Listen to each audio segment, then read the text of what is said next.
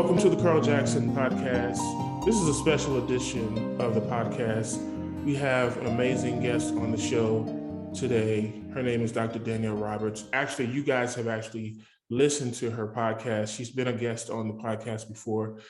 And she's actually one of my top 5 podcasts most listened to and most watched. I don't know if she knows this, but I'm telling you now. So people are very interested in what you have to say. I was very, very actually shocked when I saw that. I looked at it last night because I was looking at other numbers and just trying to see what I was going to do for season 6 coming in 2022, everybody. And when I saw your name, I was like, man, it's kind of interesting that I'm going to have her as a guest tomorrow. And so it was like, wow. But I wanted to have you back on, Dr. DanielleRoberts. Well, would you welcome back to the podcast? How are you doing? I'm doing well. Thank you, Carl. Thanks for having me. Yeah, great. So I wanted to have you back on the show because I'm a very good judge. I try to be a great judge of character, and I don't necessarily always agree with everything that everybody says. And I don't always, I'm not one of those people that's a fan of anyone that's not of truth or of light or of honesty, even honesty. Brutal honesty is also, I'm a fan of that as well. But I've been, the last time you was on the show, I had some comments. I read some comments on a few blogs and things that were somewhat negative and somewhat No way. trying to play you down. Yeah, I know you're used to it. And so I wanted to have you come back because I just feel like there should be a second conversation that happens that the people can listen to. You and I talk all the time, whether it's by phone or by text. And so we kind of have gotten to know each other. And I look, I'm not the smartest apple in the bunch, but I know that I'm able to pick up when someone is not, when their vibe is off. I do not feel that from you at all. As a matter of fact, I feel that your vibe is probably more spot on than most people. But a lot of times the secular, and I say secular media because the secular media and the mainstream media are of a different ilk, if you will, versus the people who are like, some of the truth sayers, some of the people like Glenn Beck or, others that really, really want to let the truth be known. I see you as one of those people. So I did not want that last show, last podcast that we did, because it wasn't a show, but I wanted the last podcast that you did. I didn't want that to be the last thing that was implemented in people's minds. Not that it was a bad show, it was an amazing show, but it left a lot for people to question and think about and ponder and come up with their goofy scenarios that people like to do when they're online, being online bullies. So I had a few questions I wanted to ask you. And, I just thought that, just so you guys know, she's given me full range to ask anything I want. Is that correct? Absolutely. And so we just want to dive into it right out from the gate. And the first question for me is, when you joined the organization, tell us a little bit about the organization that you joined that's so controversial. Like everybody's talking about this DOS thing, and I've heard so much about it and that it was a negative organization. So just explain to the people exactly what it was.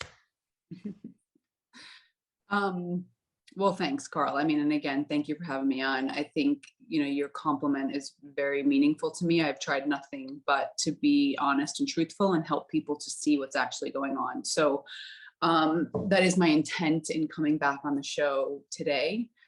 In terms of DOS, and its controversial nature, I think the first thing I want to point out is it wasn't originally controversial.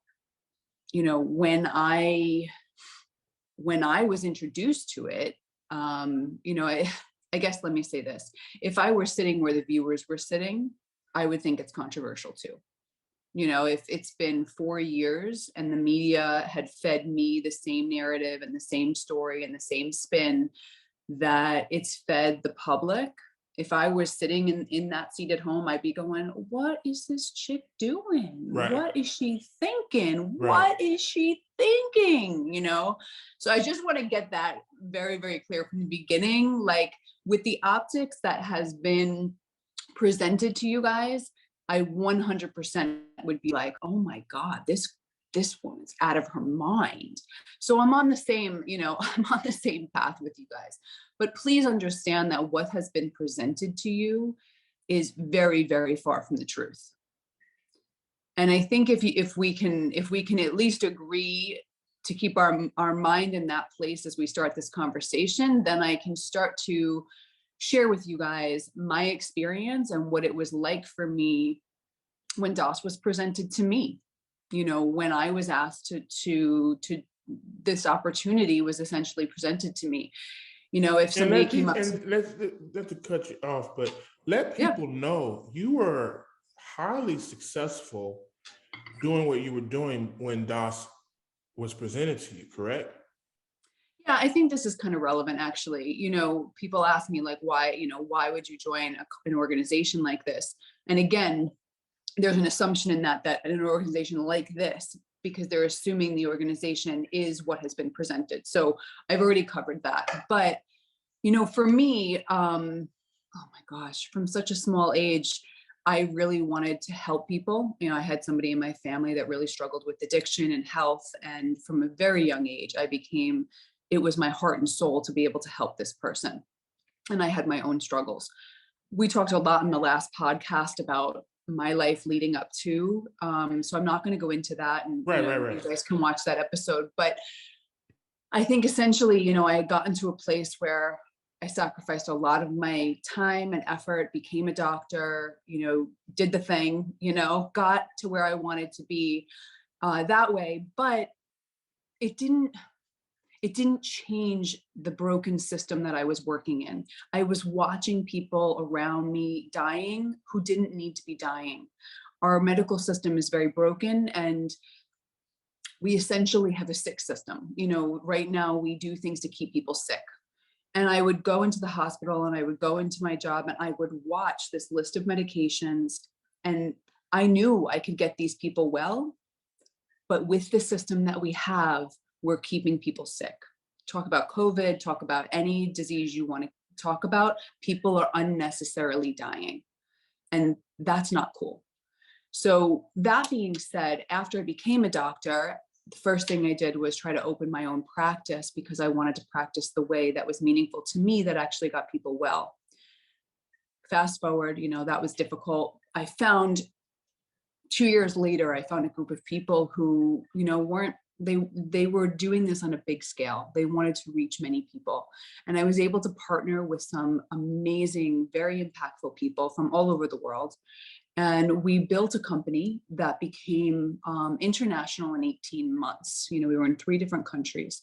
And this essentially was a prototype or an organization that could essentially revolutionize or rewrite the way we do medicine. It wasn't a medical company. That's very important, but it was a company that taught people exactly how their body works, their mind works, and their emotions work, so that they could heal themselves or prevent illnesses and would not have to be those patients that I saw in the bed dying unnecessarily from things that could have been prevented. So why is this important? It's important because this was my second company I ever tried to launch. It was an international company. It was a big project. And I learned a whole bunch. At about 18 months, like I said, we were in 3 different countries, and it wasn't sustainable the way it was built. We started to have to peel back to our home base and close some of the satellite centers that had been opened because we opened too fast. Now, some of the insights I learned about myself in this process was, I have to be a really strong leader if I want to be able to build and lead an international organization that changes the way people understand how to operate their body. And I had some things I needed to learn. So, I was, in a lot of ways, I was a great leader. I was, I was able to get that far, but I recognized that I wasn't the best. There were certain things that I wanted to do better. And that was essentially like the people that I was leading, I needed to be more sensitive to their needs. I needed to understand better how to lift them up and help them be leaders. I needed to better understand what they were struggling with so that I can make them stronger and they could become leaders. I didn't want to lead an organization that I just tell people what to do.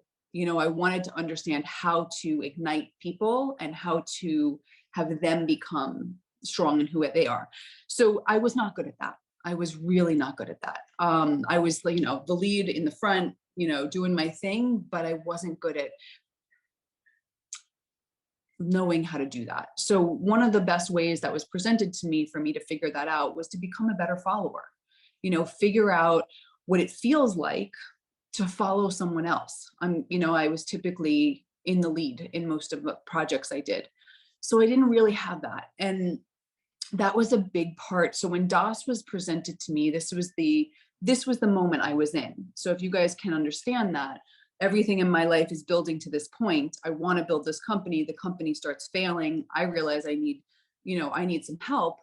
And now understand, when it was presented to me, it was presented to me by a woman that had earned my trust, that had earned my respect, that was striving for the same values and goals that I was striving for in a different industry. I was striving for ethics and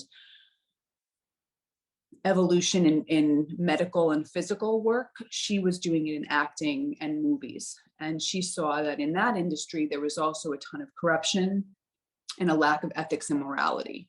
So both of us were kind of like running partners for the past 4 years. We had very similar missions. We wanted to help these industries become more moral and less corrupt. And we wanted to help people in both of those industries.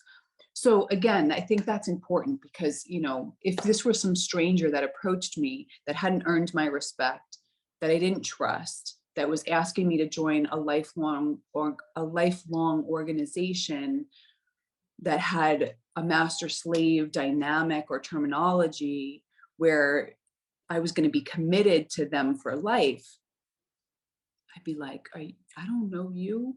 Get away from me. I don't know who you are. You got to be kidding me. But understand that that was not the dynamic. You know, like I said, I knew her very, very well. I saw her striving. I saw how she moved in the world, and she earned a lot of my respect. So when she offered this opportunity to me, this seemed like a very natural next level for me. You know, okay, so I want to get to this next level where I can run an international company. Here is an organization, a network for women that want to level up, that recognize we want to do big things in the world. We think that women can bring compassion and empathy to industry in ways that it hasn't been brought before, but we're lacking some discipline. We're lacking some leadership skills. We're lacking certain things that are needed for us to get there. So initially, the organization was basically to help women become what they wanted to be, which was more powerful, more thoughtful, more assertive, and to change the world, I guess, in a way, or help change the world. Absolutely. I mean, there were different women in all different industries. We're talking elementary school, we're talking, like I said, the acting and movies industry, the media and journalism, all the major industries where there's a lot of corruption and where there's just a lack of ethics and compassion and empathy. So yes, these were, in my opinion, these were game changers. These were women I wanted to work with. These were women that I believed really wanted to have an impact in a big way in our world. And these were women I was willing to put my ass on the line for. And I did put my line for. And they were willing to put their ass on the line for me. And the woman that asked me, I mean, that was the dynamic. Understand, when I was invited, everything was very clear up front. You know, nothing was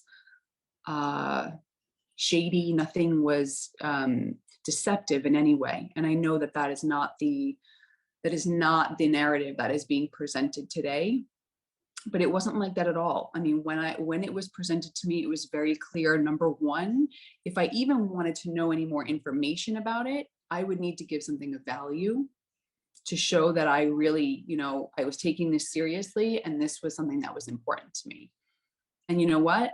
Because of the people, because of who they were, because of the respect they earned, because of what I wanted and where I was at in my life, I didn't have a problem with that. I knew I wouldn't break my word, and I knew I wouldn't share this with anybody else. So that was an easy decision for me. And at this part of the conversation, most people would go, so you do understand though that this was initially not a great decision. Do you feel that way? I mean, or do you feel like the company is still a great company? Because that's what most people would think. As they hear you talking, they're going to say, okay, that's what you thought then, but what do you think of the company now? Right. And I understand and I appreciate that. I appreciate your perspective, Carl. Understand that my perspective of the company has not changed because, and I need to qualify that. I mean, there's two questions you're asking here. First thing is, I hope people are starting to get a different understanding of there's a very different story going on than what's been told in the media. Again, this was an extremely different organization, high level people committed to doing good things that were just willing to go to great lengths to make themselves better to be able to do it. But that's what it takes. I mean, that's any organization. You ask any billion-dollar company, Brendan Bouchard, somebody creating massive companies, reproducible systems, growing people, it is a commitment. It is a everyday show up your best, lead people, be that type of person. This is nothing weird.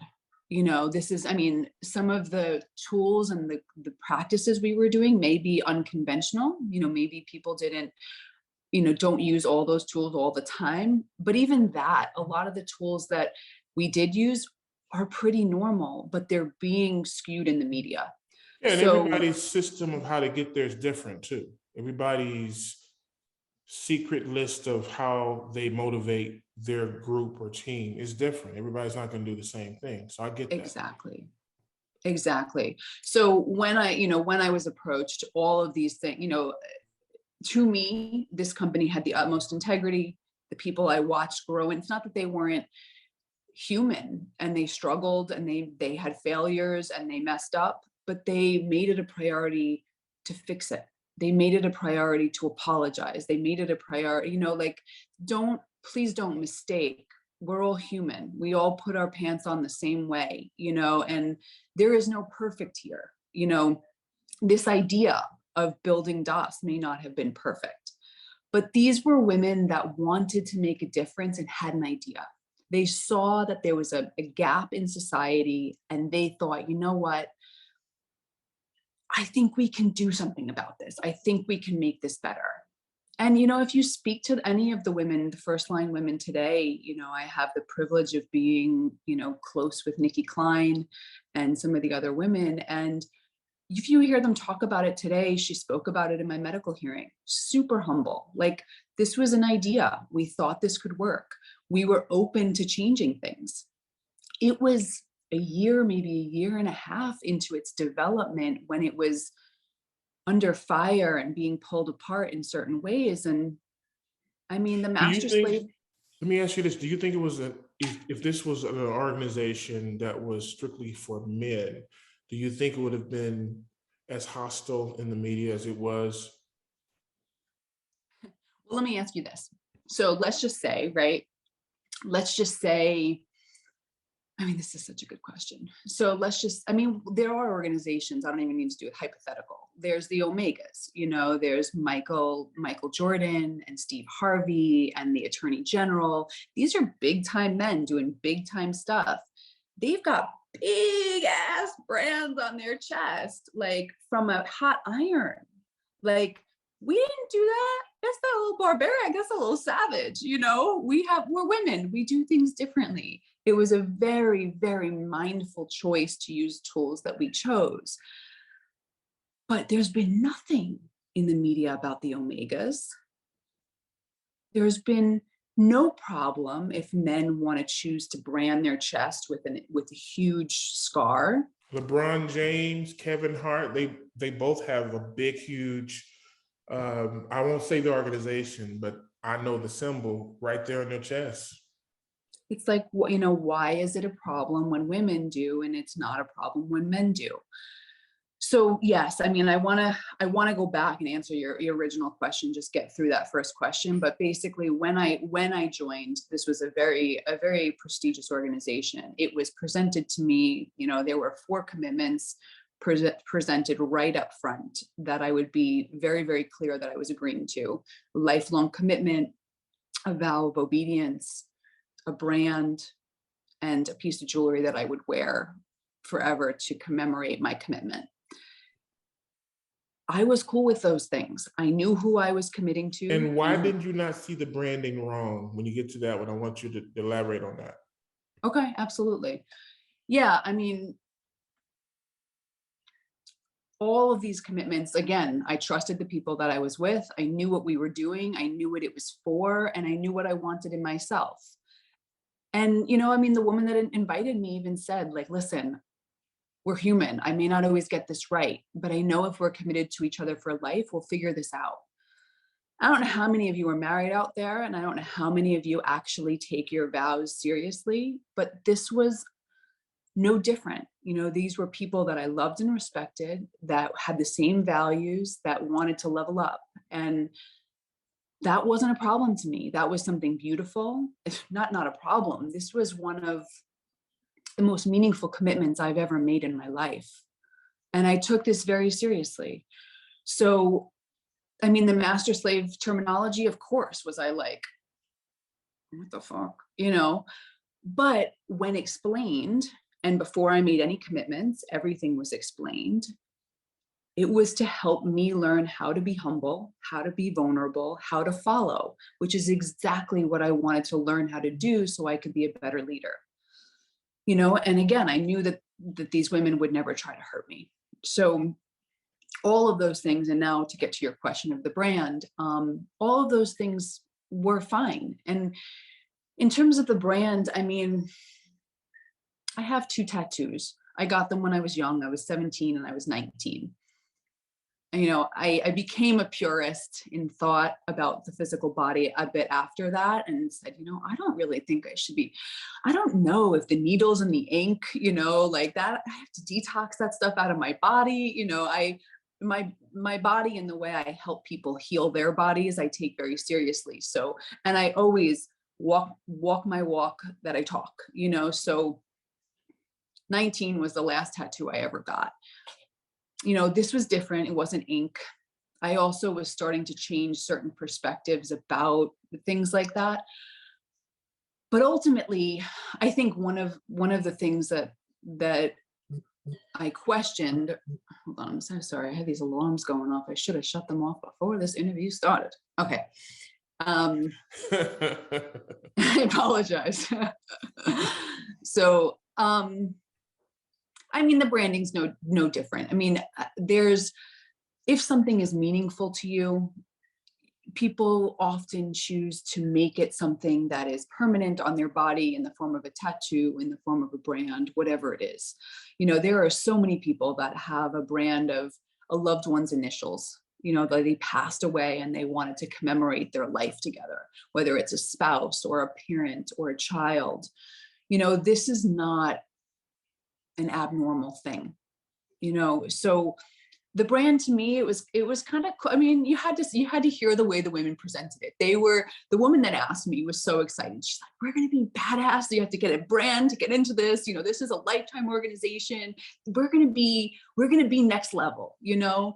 And that's really, I mean, in the innocent, most beautiful intent, like, these women wanted to do something good. And I don't think any of us thought that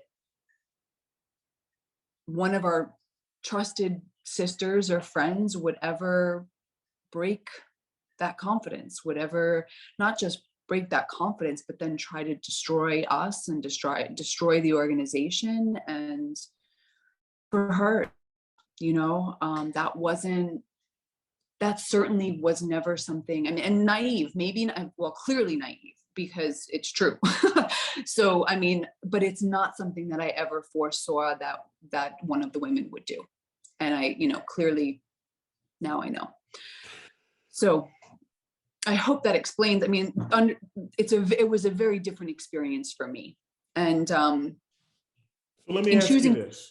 Yeah, please. Let's pivot a bit. If you did nothing wrong, why do you think they singled you out and took away your medical license? I think that's a pretty simple question. I think it was just one of the things that the women could use and the media could use to blow this whole thing up. It was just juicy enough, just socially repugnant enough, like on the cusp of acceptable, not acceptable in our culture, that it was just an easy target. And I think because I was the woman who chose to do it, I think I was just in the wrong place at the wrong time in many ways. And unfortunately, because I have built some potency and I do have a medical license and credentials behind me, it was an easy grab, unfortunately. There were other women who were approached to do the branding that weren't doctors. It had nothing to do with being a doctor at all.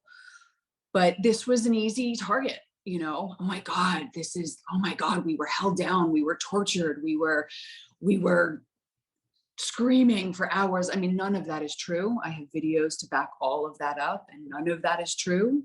But in a world that celebrates, I'm going to choose my words carefully, but in a world that supports the I don't want to say the victimization of women, but in a world that celebrates women victimizing themselves to be the victors and then saying, I broke free from this thing that was abusing me. Look how strong I am. If there was real abuse going on there, then good for you, 100%. But to create an abuse, I don't know. Again, I don't know their experience. It certainly wasn't mine. I'm not the only one that didn't have that experience. There are 8 other women on the dossier project that you guys can go check out. It's not just my experience that's this way. So yeah, if you guys want to hear other experiences and get a sense of how twisted the media can be and how out of context things can be taken, how dramatic certain stories can be made, I think you get a really good understanding by listening to the other accounts of women who have a very different experience. I'm more interested, moving forward in the thoughts of what's going to happen if we don't support people like you who have had their life basically taken away to a certain degree. Why don't you explain to the people that are watching and listening how it's going to affect, or how it could affect others if we don't fight for people like you to get your medical license returned? Because I think that was a really strong response to a person making a personal decision to join what seems to be a private group that want to make their lives better. So, my mind is baffled at how they could do that. And I'm just like completely, honestly afraid of what is going to happen to our nation if they can do that to you just because you made a decision. So talk a little bit about how this is going to affect others if we don't support what you're doing. And honestly, talk a little bit about the process of how that even came about for you to lose your medical license. That's what I'm interested in. Yeah, I think that is the more important thing. I mean, we spend so much time on the salacious nonsense in the media, and really, I think there are things that are going on that are way more important than that, and that do affect all of us. And the reason I wanted to come on this podcast is to give people that perspective, because I've had the experience of seeing my face on TV with a headline or with a whole narrative behind it, where I go like, I don't have that memory anywhere stored in this experience, stored in this body. Like, I'm looking, I'm trying to understand, did I do that? Did that happen? No. And I think until somebody has that experience where they literally, it's undeniable that the media is completely creating a narrative that is beyond untrue. I mean, it's very difficult to wrap your head around how, just I guess how inaccurate the media is, and what they're really feeding us. And I think if I can give people that perspective, and I can share exactly how exactly what happened to me, so people can see the process. But I hope that people can walk away from this conversation with that, because it will help them better protect themselves. It will help them better protect their families, especially with what's going on with COVID. At least if they're questioning the media, at least if they're questioning certain things, it will allow all of us to make some better decisions. So I think my story Before you answer that question, I do want to also add, I think it's important that we also understand the process of the medical board, or I guess the medical conduct board, of how they even judge as this being something deemed as a valid reason to revoke your license. I think that's very important, because I think that's the key point that we're making, or that you're making, and that I would like to convey through you, because you are a medical doctor. I would like to convey the fact that they can pretty much do whatever they want to do and just take your life away. Talk about the process of how they even came to that, to say that this was deemed as that. Yeah, because it's kind of crazy. How did we get here, right? So I think the first thing, I'm just going to give cliff notes, but I think this will help. So one of the women went to the New York State Department of Health, the Office of Professional Medical Conduct, and she essentially made a complaint. When she made that complaint to the Office of Professional Medical Conduct, they looked into the issue, they evaluated it, they gave her a formal written statement. In that formal written statement, which is on my website, clear as day, in print, you guys can see it. This was back in 2017. They wrote very clearly, this was not the practice of medicine. These were not patient-physician, these were not patients of this is no patient-physician relationship. And we are not going to look into this matter any further. So clear as day, that was their evaluation. They submitted the formal statement. After that, the same woman continued to build a narrative, kind of a fear campaign in the media. And as the media clamored and raised, got everybody all up in arms like they do, there were some New York Times articles that were written. And in those New York Times articles, they essentially started to call out the state representatives, namely Governor Cuomo. And when they did that, they made comments like, how come you aren't protecting the public of the welfare, the welfare of the public? Things that, of course, as a politician, now you're going like, uh-oh, like I better save face. I better, So unfortunately, the morals of our politicians and those types of things haven't risen to the point where it's about doing what's right. It's about saving face, So at that point, I can't, I can only say what I experienced, but 2 days later, after the New York Times articles hit, pretty sure Governor Cuomo picked up the phone, called the medical commissioner. I got a phone call from my lawyer 2 days later, saying that had happened. And basically they said they are going to be investigating my medical license at this point. So after they had already determined branding is not the practice of medicine, there was no patient-physician relationship. This was between consenting adults. and there was no crime, no conviction, no indictment, no crime, none of this was criminal. They continued to investigate my medical license. I couldn't work as a physician while the investigation was going on. So destroyed my career, destroyed my reputation, and pursued a 4-year process that eventually landed in them revoking my medical license. So I think it is scary. It's, it clearly, the media is the tail that wags the dog at this point. This is not just what happened. This is an administrative court. I'm a small fry in this whole thing. Understand that I'm a microcosm. I'm a small part of what can happen to people if we allow this type of behavior. The media, gossip, opinion, prejudice, hate, fear is essentially running our legal system right now, whether that's an administrative court or whether that's a judicial court.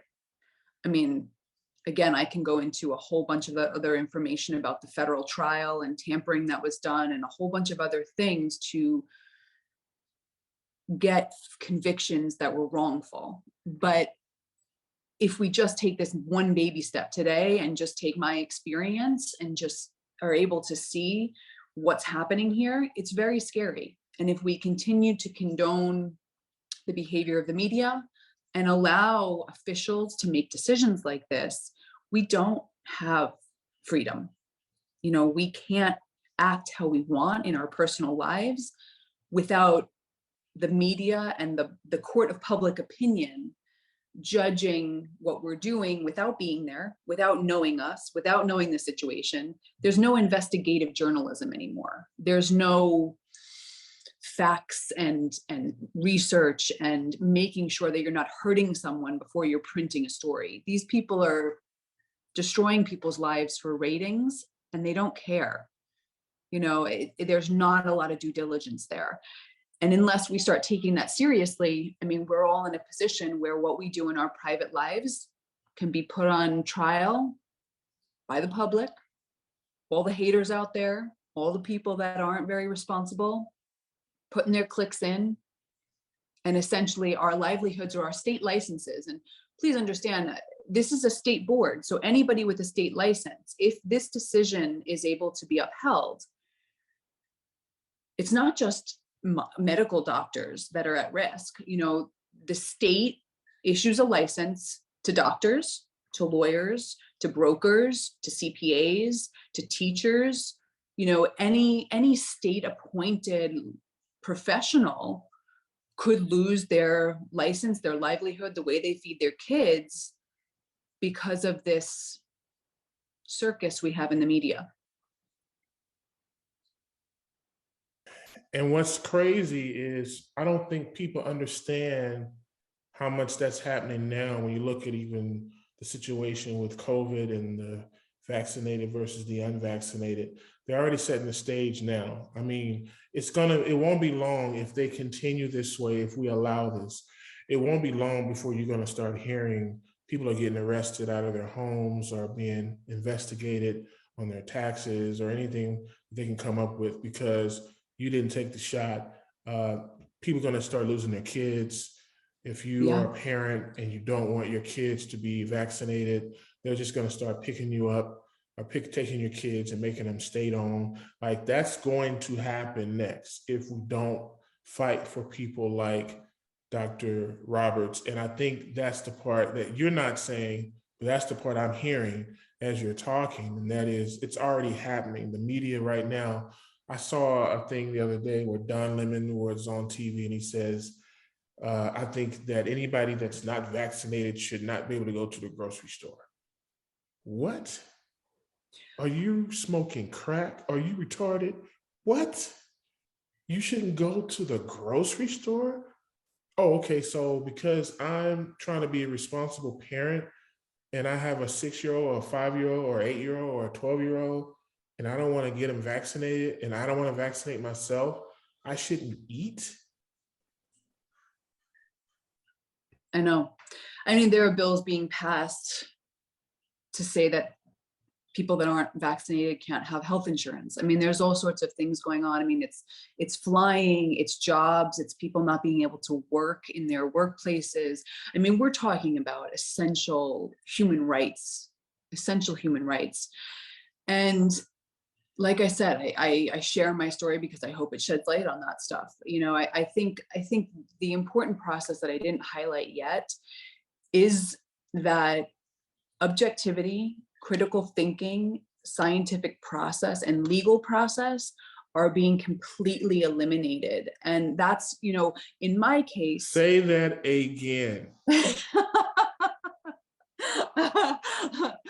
I think, and let's see if I can repeat it. I think that critical thinking, scientific process, legal process, you know, those essential processes that allow us to be critically thinking, conscious human beings are being eliminated from our society today. And it's going to allow for fear and hate to completely take over, for And prejudice, that's what the fear, critical hate. race theory is about. Critical race theory is basically replacing what you just said with hate and anger. Yes. And I just to give you guys the specifics of this, because I don't think most people know this about my hearing and my case. So in I've seen it once in medicine, right? Like the reason I wanted to build a new medical system, or the reason I wanted to help build a new system in general, was because I saw the corruption in medicine. I saw that the scientific process was being corrupt. You know, scientific studies were being skewed by pharmaceutical companies, or certain studies weren't being done that could cure cancer or help people in certain ways because it doesn't make money. You can't patent it, blah, blah, blah. So that was my first, you know, experience, and part of the reason why I was so determined, why I was so willing to join a lifetime organization to try to make a difference, you know, understand my heart and soul, everything I've done in my life was going in this direction. And now, you know, this was my second experience to experience the corruption in the media and in the legal system. So you need scientific process in medicine, and you need to have sound studies with no corruption, with honest, unbiased objectives. You need to have double-blind, placebo-controlled trials that allow people to analyze data and get closer to the truth of reality. We'll never know exactly how disease works. We'll never know exactly the best decisions. But this is our process that helps us get as close to reality as possible. The process, right. The legal process is the process that helps us get as close to ethics and morality as possible. So you take objective evidence, hard facts, and you objectively analyze to see if the behavior of an individual was out of line or not. That does not allow, or should not, because justice should be blind, right? Justice should have a blindfold on her. That does not, or is supposed to not, allow for bias, a personal opinion, prejudice, racism. I don't care what else you want to bring in. That is not the legal justice process. So in my case, in order to take the license of a medical professional, the Office of Professional Medical Conduct needed to do two things, Carl. They needed to, you either need to have been incompetent or had some sort of misconduct within the practice of medicine, or immoral within the practice of medicine. That's very important. So if a doctor were to rape a patient on his table in his practice, he was immoral within the practice of medicine. And I know that's a very crude example, please excuse me, but it drives the point home. Could you find a better example? It's a very crude example. That's not funny. I want to make it clear, it wasn't funny. It was just, I was thinking, wow, that would be horrible, doctor. How did he even get his license? That's what I was thinking. Now, I was shocked too, but understand now I've been working with a lawyer for almost 4 years, right? Yeah, so they're telling you all these scenarios. I've heard all his stories, and he's like, yeah, you know, if a doctor, he's represented people that have, or, you know, he's talked to doctors that have done these things. And I'm like, oh my Lord, oh my Lord, this is the category I'm being put into. Like, what is going on? So if it is immoral, or if it was incompetent within the doctor's practice of medicine, grounds for the board to have jurisdiction and to take that doctor's license. If their behavior was immoral outside of the practice of medicine, there needs to be an indictment or a conviction of criminal behavior to measurably constitute immoral behavior in the court of law. So if something immoral is done, but it's not a crime and it hasn't been convicted, if you're a bad boyfriend or a bad girlfriend, or you lied to your mom, you can't lose your medical license. That's just a human mistake, and we need to learn and grow. Like, we're all humans, right? But to take a license, for a state board to have jurisdiction to take a license and to take your livelihood, they need to meet those two criteria. In my case, the board itself had evaluated and said that branding wasn't the practice of medicine. So whatever I did within the organization with these women in DOS, when I helped them in the way that they asked me to help them, and I also, sorry, this is a tangent, we're going to come right back to this point, but I also don't think people understand that when I committed to help women with this process, one of my conditions was that I needed to experience it first myself. I said, I can't say yes to doing this process until I get mine and I experience what it's like and I understand the process. Now that's a principle of mine. I've always upheld that. That's good, because you don't want to implement on anybody else something that you wouldn't implement on yourself. That's really good. And I've always upheld that in my life. Like, right. There are doctors that tell people to lose weight, to get healthy, to lower their blood pressure, and they themselves are obese, or they themselves are. I cannot operate that way. If I'm going to tell you to go on a water fast for 3 days, you damn well better bet that I'm willing to do that too. Right. And I've had clients asking me about fasts, and you know what I did? I wound up doing a 7-day fast before I could talk to them about it. I researched it. I looked at the research. I did all that stuff. But it's important to me that I don't ask people to do things that I haven't or am not willing to do myself. So whether it's in medicine, whether it's in my personal life, whether it's in DOS, that was something that was very important to me. Because I think a lot of people have me in this category of like, oh my God, she did this to these women. Understand that I was one of these women. Like, I was in the same scenario as Sarah Edmondson, as India Oxenberg. I didn't start the organization. I was brought in, I was invited in the same way that they were. I faced the same decisions. I made the same commitments. I gave the same collateral. Right. The only difference was I was asked to help with the branding. And before I did, I wanted to have that experience myself. So I have not done anything to any woman that I wouldn't have done to me. And I think that that's important, because I don't think people understand that about me, and I don't think people understand that about the experience. But coming back now, so I was sharing a little bit about the legal process and about how this happens. So you need to have those two conditions. And in terms of determining whether branding is the practice of medicine, that's the question, right? So before this case even started, the Office of Professional Medical Conduct themselves issued a letter to state that they didn't believe that this was the practice of medicine. So we know it's not the practice of medicine. There was no patient-physician relationship. There was no crime. There was no conviction. There was no indictment. So I don't meet any of the three criteria.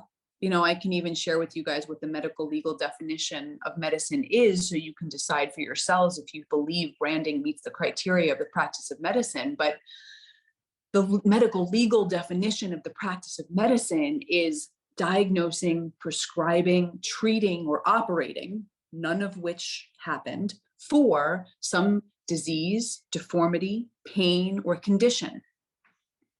I don't know about you, Carl, but is there a condition, a pain, a deformity, or an illness that I was treating these women for? Nobody came to me for treatment of anything. No prescriptions were written. There was no monies exchanged. There's not even an insurance code that exists for branding. It's not, And what's interesting to me is it almost as if they're saying your personal life decisions had something to do with your medical license. That's the way I was always took it. I was like, it wasn't like you set up a doctor's office in this organization. Am I correct? Or did you set up like a doctor's office or something? I mean, because ultimately I'm thinking you made a personal decision to join an organization. That's just like it's like personally going Friday night with your girlfriends to the club, and then the next morning you're fired because you went to the club as a doctor. Like, that's the way it sounded to me. You're absolutely right. You're absolutely right. And it is the exact same thing. If any person were to practice a religion that they don't like, if they were to join some sort of organization that they didn't like, this board is essentially, I mean, what happened in the hearing was exactly that. They tried to bring in a bunch of salacious information. I mean, the prosecutor printed out these pictures of the brand that were 10 times the size to show the board what was done. They took things out of context. They did all sorts of things. But they tried to bring in gossip and slander in order to say that the organization that I joined was this horrible organization. And they judged me based on a private, personal organization that I joined rather than my practice of medicine. And that to me is wrong. You can't do that. I mean, you can't. Oh my God. Of course, but oh my God. Yeah. But I'm just saying, like, I want people that are watching to understand it wasn't like you were practicing anything medical in this organization. You just was making a personal decision. It'd be like if someone tells me, well, if I was a doctor and someone tells me, hey, you can't have this podcast because you said on the podcast that you like ice cream from Ben and Jerry's and not Haagen-Dazs. Okay, so now I'm going to go to the medical board and get my license taken away because I said I like Ben and Jerry's over Hawkins. I mean, it's really that, we're laughing, but it's really that serious. No, it is. It's the same thing with the vaxxed and the unvaxxed. It's the same process. And that's why I'm glad we're talking about it. I mean, let me ask this question to the viewers, to you, if with the optics that are in the media right now, with what people think about me, with what people think about DOS, with what people think about the organization, which again, we've established is not true. But with that understanding in mind, if those 3 board members that exercised their power over my medical license, if those 3 board members had allowed me to keep my medical license, and that was reported in the media, what do you think would have happened? Great question.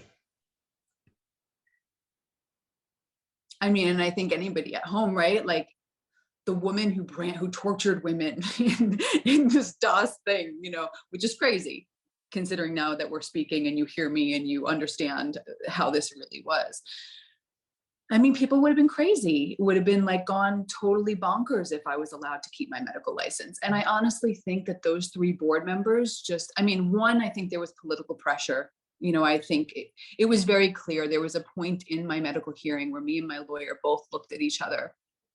The judge who is judging the case, so there's an administrative law judge, an ALJ, that runs the case. She doesn't decide the case. In an administrative court, the judge doesn't make the decision. She just makes the decisions about what can come into evidence and what can't come into evidence. She makes certain calls she's like the referee, so to speak, of the lawyers.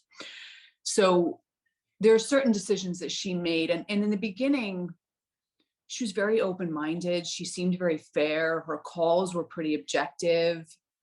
I mean, this went on for 13 different hearing sessions. It's one of the longest medical hearings ever. I mean, my lawyer's been doing this for 40 years, and it was the longest he's ever adjudicated. So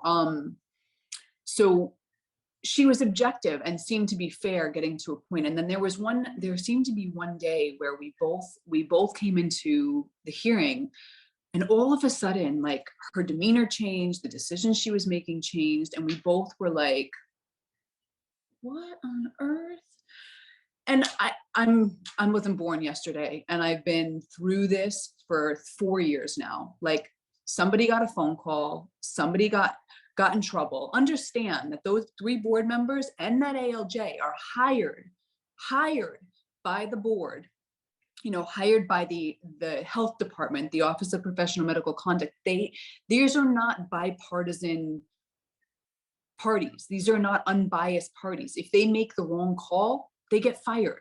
So this is not like a court where there's an unbiased people judging me and making decisions. They're under fire. It would take a tremendous amount of courage. So they've got political forces, they've got people telling them what they need to do because of what's going on in the media. Make an example of this woman, take her medical license. And now they've got the court of public opinion. It would take a tremendous amount of courage for these 3 board members to make a correct decision. It would take a tremendous amount of courage for them to say, you know what? I know this woman this has nothing to do with the practice of medicine. She is a good doctor. She's never had one single complaint from an actual patient ever in her 10 years of medical practice, ever. It would take a tremendous amount of courage for them to say, you know what? This isn't right. She deserves to keep her medical license.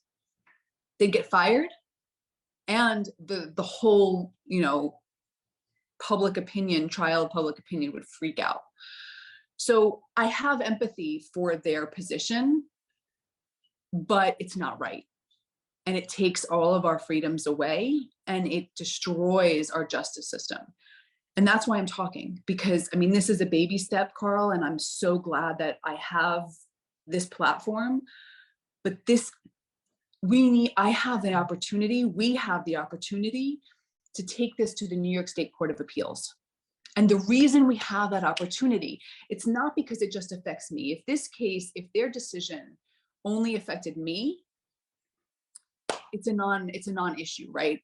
But because the decision they made affects every single doctor, because the precedent that they set essentially says the board can pry into the private life of any physician and take their medical license if they don't like what they're doing. That sets a precedent for their jurisdiction, which is wrongful.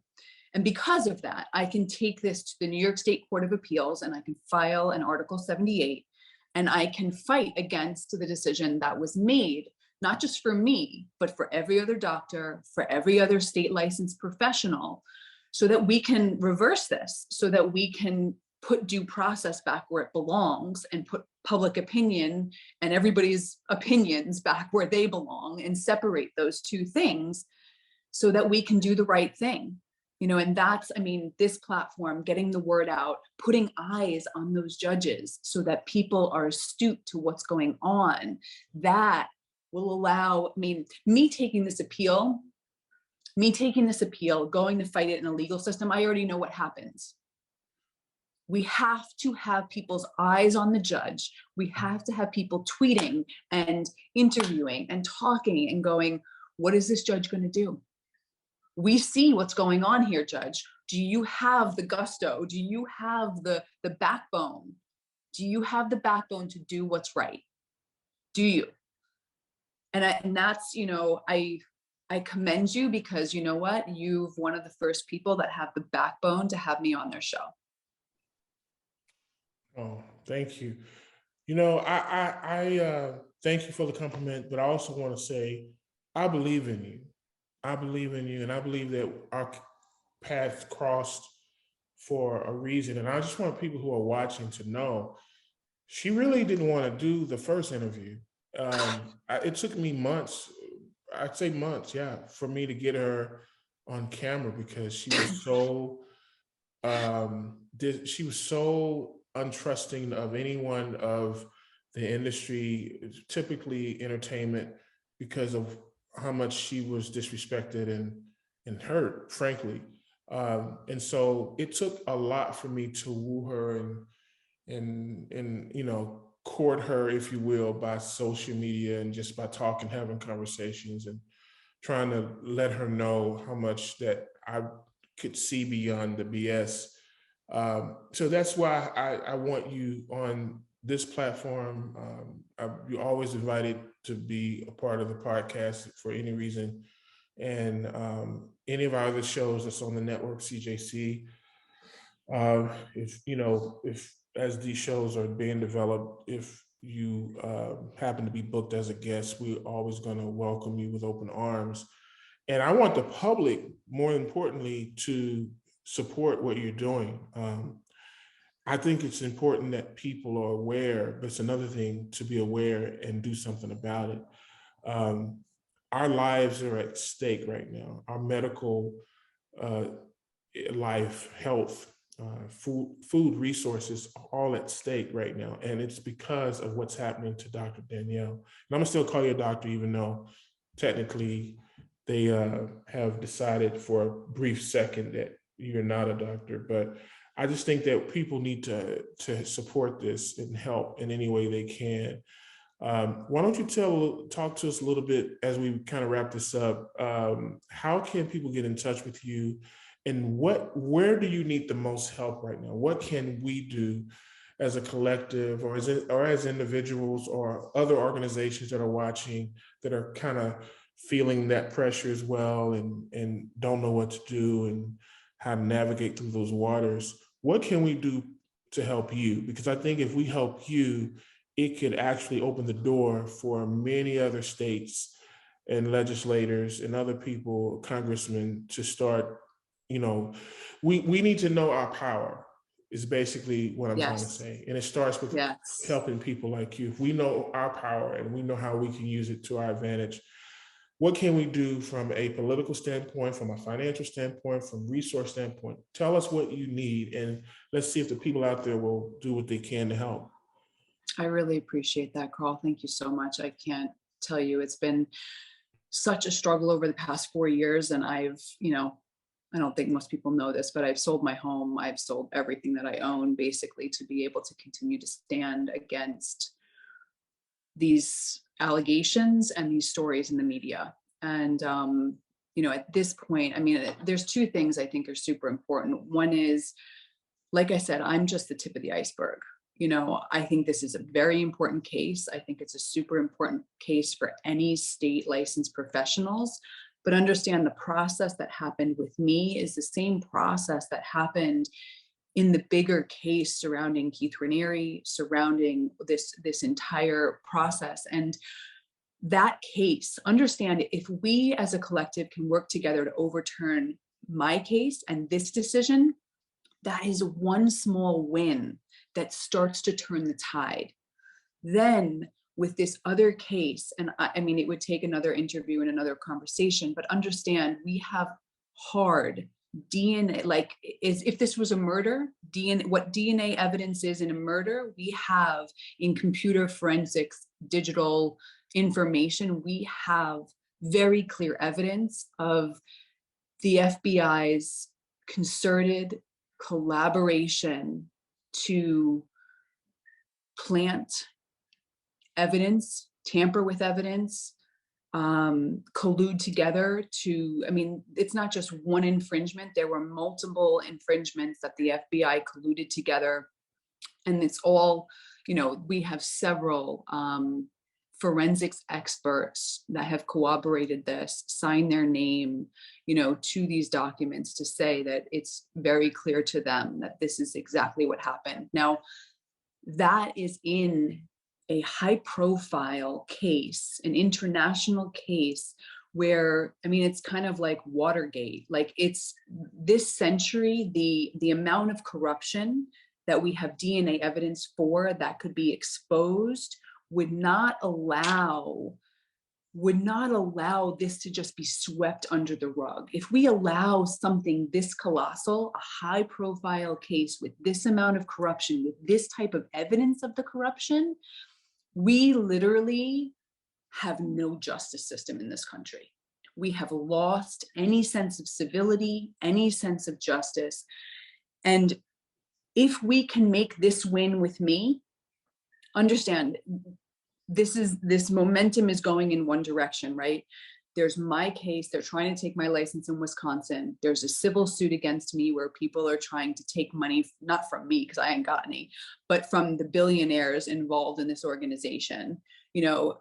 If we can turn this tide, if we can have one win, it will then be able to influence this other tide, which if we as a people understand our power and we can make this one change, we can then see that we have the power to be able to hold the FBI accountable, the government accountable for what they're doing, and we will not allow this behavior.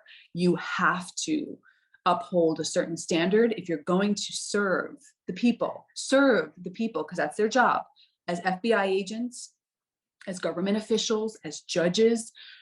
It is about morals and ethics and facts and objective data, not about opinion and hate and prejudice and racism. No more.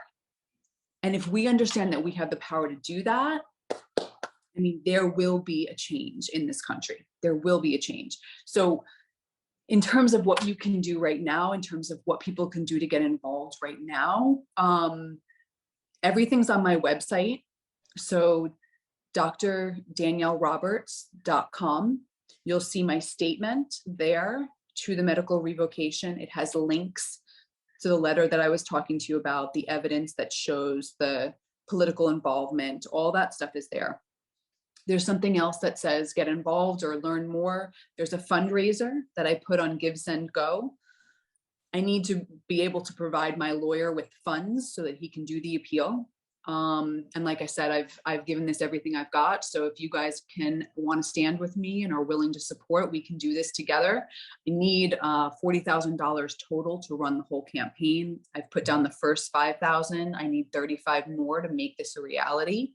So donations would be a huge, huge help. Again, that link is on my website. And then honestly, like I said, we have to get eyes on the judges and we have to get people aware of this kind of stuff. So other podcasts, networking, interviews, people tweeting about it, people willing to stand up and put it on their platforms. I can feed you guys articles and information. You know, if you guys are influencers, if you guys are, you know, have your own TV shows, you guys are always looking for good content. If you want good content that people want to hear, but also can make a difference in the world, I have so many things that are just jaw-dropping that would help you build your influence, but also are standing for truth, are standing for justice, are helping us move forward as a human team. And I think those are the things. If you guys are willing, you know, go to my website, read the statement, donate money, go ahead and share the message with other people. If you can make connections or make introductions so I can get the word out, that would be huge. And, you know, certainly go to thedossierproject.com if you guys want more information, or email me. You know, I have another training coming up. I'm going to be doing another awareness training. It's not medical, you know, I'm certainly not treating patients and all that stuff, although I do still have a medical license in Wisconsin. But what I did with my awareness, yes, they're going after it right now. But you know, that's another battle I'm fighting on the front. But the awareness classes that we put together as a company were never medical in nature. So there are things that help people be able to learn how their body works in amazing, amazing ways and have had amazing results. So another way, if you want to get involved, the classes are filling up quickly, but if you want to email me, I'll put you on a wait list, or if you can make it into the class, that's great too. And that helps me to be able to fund the appeals and stand for the things that I think are important. So my email is Danielle at DrDanielleRoberts.com. So website, DrDanielleRoberts.com. Email Danielle at DrDanielleRoberts.com. And just for everybody who's watching, it's probably on the screen right now. So just, we're going to keep it up for a few seconds, and it's probably been up the whole time you've been talking. But it's been a pleasure having you on again, and you should come back in a few weeks or a few months and just kind of let us know the status as things go. This show will repeat 100 probably times, and you know, people can listen to it on Spotify and all the other podcast platforms and watch it on Spotify. We're now on Spotify. You can watch the podcast or video cast. So tell all your friends. And of course, you can see us every Tuesday night at 10 p.m. on CJC and repeats throughout the week. It's been a pleasure once again, to have you on. And I hope that out of this, something majorly, something major that's a blessing happens for you with this, because I think that you are a crusader and don't even know it yet. So I think that at some point we're going to see the results of what a crusader can do if we stand with her or stand behind her and let her crusade for all of us, because you're crusading for all of us right now. I mean, I just had an attorney from DC on the podcast a couple weeks ago, and she just left DC because it's so bad and so corrupt that she can't even fight in courts anymore. It's so bad for her. She had a huge practice in DC, and she literally had to shut it down, I think, about a week ago, because it's just gotten so bad that she's like, look, I can't make money because everything is so corrupt. And then if I take cases and I keep failing at these cases because of the court system are just not being fair, she's like, I don't know what to do. So she was on the podcast basically telling us what's going on this side. And now we have someone on the medical side telling us what's going on. And I hope my audience can see clearly the dots, what's happening here. If you watch the news, Fox, CNN, whoever, MSNBC, it's clear what's happening. They're shutting down our country, and they want to basically make it a country of citizens who are slaves, who will follow their thoughts and their ideas. And when the devil's at play and he's in control, ain't no telling what's coming next. So if we don't fight now, it's going to be too late. It's not too late yet, but it's going to be too late if we're not careful, because we collectively have power. Trust me, it's only a small group of idiots that are controlling the world, and they've convinced everybody else that they're smarter than them and that their way is better. But once they see and they recognize that we don't play no games and we could care less how smart they think they are, they're not as smart as we are as collectives. Once they figure that out, this will stop immediately. It'll be like a bad cold. You won't even know what happened. Like, what happened to the shots? It's gone. Because it's just, they're only doing this because they can. No one is fighting them. Yeah, I mean, there is a reason why public gatherings were banned, why they, masks, to not talk, so that we can't gather, so that we can't talk to each other. If we gather, all of those nurses, all of those doctors that have left their job and had the courage to stand against what is going on, I'm talking to all of you. This awareness company I'm building, I will employ people that do not want to be vaccinated, that want the right to choose. And if you want to be vaccinated, that's okay too. I'm not an anti-vaxxer. Absolutely. I am 100% pro body autonomy. We evaluate critically information and choose. But I think that we need to be able to come together and unite. And I want to work with those courageous people who are willing to take a stand right now. Walk through grocery stores without masks, show up in places without masks, taking care, being smart, all of those things, but questioning the narrative, seeing through the BS. And especially those of you that have left your jobs, please contact me. We can create a team of people that can take action to do what is necessary to make a lot of this right. And we have, it's not me, I'm not special. God, call it whatever, put me in this particular situation. I happen to have an opportunity in front of me that my small step affects an extremely high profile case that could help us all in a huge way. And that would affect everything related to COVID. So I just think I'm in a very privileged position. And, if any of you want to get more involved in that, I will do the best I can to shepherd our resources properly and work together so that we can overcome some of this stuff. Because I don't know about you guys, but I really, really like having a democratic, free nation where we get to decide for ourselves how we live our lives. This is why I For the most part, I vote Republican because I want everybody out of my business. And for me, it's about, when you're conservative, I'm a conservative. I've made it very known that I'm a conservative. And I like being able to make my own decisions. And that's one of the great things. There are good and bad in our democracy, but that's what makes it so great. We can still work on it and tweak it and support everybody's right to make decisions for themselves. That's being taken away. And if we don't support Dr. Roberts, then you're next. Trust me. You're probably already on the list. You just don't know it. So, and if you guys have questions too, like, I know this stuff is hard to sort out, email me. I'll do my best to have, me or a team that I put together be able to get back to people. So I'm happy to try to help in any way I can. Absolutely. It's been a pleasure. Thank you, Doctor. You are so welcome, Carl. I love watching you grow. Keep doing your thing. It's amazing. Thank you. Thank you. Thank you. It's the Carl Jackson Podcast. Until next time, be blessed.